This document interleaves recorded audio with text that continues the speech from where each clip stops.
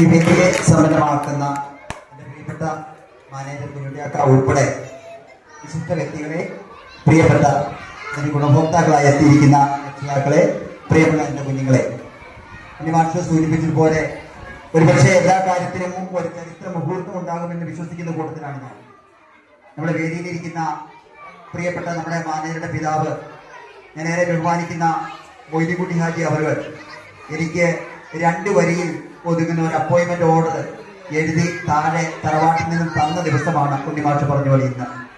ഞാൻ കുറച്ചുകൂടി എൻ്റെ ഓർമ്മയെ പൊടി തട്ടിയെടുക്കുകയാണെങ്കിൽ ഏതാണ്ട് ആ സമയവും ഇത് തന്നെയായിരുന്നു എന്നാണ് ഞാൻ നിശ്ചയിക്കുന്നത്.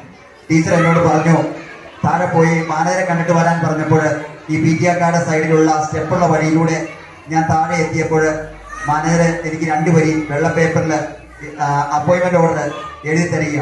അപ്പൊ ഉമ്മ അകത്തുനിന്ന് വന്ന് ചോദിച്ചു, ആരാണത്, ഹൈസ്കൂളിൽ നിന്ന് ആരെങ്കിലും വന്നതാണോ എന്ന് ചോദിച്ചപ്പോൾ മാനേജരെ തോർത്ത് ഇടത് തോളിന് വലത് തോളിലേക്ക് ഇട്ടുകൊണ്ട് ആ ടീച്ചറുടെ അടുത്ത് വന്ന പുതിയ കുട്ടിയാണ് വന്നത്, ഇന്ന് ചേർന്നതാണ് എന്ന് പറയുകയും ചെയ്തു.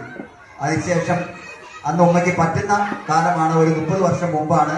ഞാൻ പറയുന്നതിൽ അല്പം പോലും നുണയില്ല എന്ന് പറയാൻ വേണ്ടിയാണ് അകത്ത് പോയി ഒരു നല്ല കടുപ്പത്തിൽ ഒരു ചായ എനിക്കെടുത്തു. ചായ വേണ്ട എന്ന് പറഞ്ഞു. വീണ്ടും ആ പടിയിൽ ഇരുന്ന് ഒരു ചായയും കുടിച്ചിട്ട് ആ അപ്പോയിന്റ്മെന്റ് അവിടെ തിരിച്ച് ഞാൻ ശൗന്ദ ടീച്ചറിന്റെ അടുത്ത് കൊടുത്ത ഒരു ദിവസമാണ്. എൻ്റെ ഓർമ്മകൾ മങ്ങി. ടീച്ചർ ചോദിച്ചു, മാനേജർ എന്ത് പറഞ്ഞു എന്ന് ചോദിച്ചപ്പോൾ ഞാൻ പറഞ്ഞു, എനിക്ക് ചായ തന്നു എന്ന് പറഞ്ഞപ്പോൾ, ചായ വേണ്ടാന്ന് പറഞ്ഞിട്ട് തന്നു എന്ന് പറഞ്ഞപ്പോൾ, ആര് ചെന്നാലും ചായ തരാതെ വിടില്ല, അങ്ങനെ ഒരു കുടുംബമാണ് എന്ന് ടീച്ചർ പറഞ്ഞതും ഈ അവസരത്തിൽ ഞാൻ ഓർത്തു പോവുകയാണ്.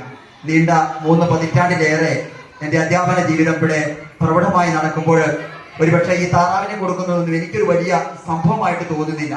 കാരണം എൻ്റെ 30 വർഷത്തിന്റെ ജീവിതം കരിപ്പിടിപ്പിക്കുവാൻ ഈ മണ്ണ്, ഈ മൊയ്തീൻകുട്ടി ഹാജി 100 വർഷങ്ങൾക്ക് മുമ്പ് അദ്ദേഹത്തിന്റെ മനസ്സിൽ തോന്നിയ സ്വപ്നങ്ങളോട് ചേർത്ത് വെച്ച്